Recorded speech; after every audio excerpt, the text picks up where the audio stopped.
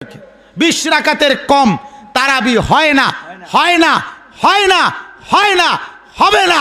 দৈন্তান নয় কান না, কি নয় কান না, দৈন্তান্ন মর্দিনান্ন না। আসসালামু আলাইকুম বন্ধুরা, আনিসুর রহমান আশরাফি হুজুর বলছে যে তারাবির নামাজ 8 রাকাত বা 12 রাকাত হয় না, হয় না, হয় না, খালি বা শোনা দুনতান নায়িকার না, তার মানে হয় না। তাহলে চলেন আমরা দেখবো আজ যে ডাক্তার জাকির নায়ক কি বলে। ডক্টর জাকির ঠিক কত রাকাত নামাজ আদায় করব তারাবিতে বা কিয়ামুল লাইলে বা রাতের নামাজে?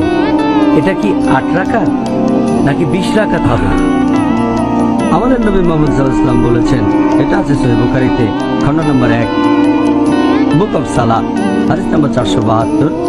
তিনি বলেছেন যে এক লোক জিজ্ঞেস করলো যে কিয়ামুল লাইল কিভাবে পড়তে হবে।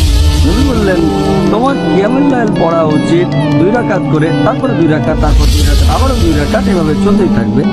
আর যখন মনে হবে যে ভোর হয়ে যাচ্ছে তখন 1 রাকাত করে, তাহলে সব রাকাত হয়ে যাচ্ছে বেতার, তার মানে বেজোড়।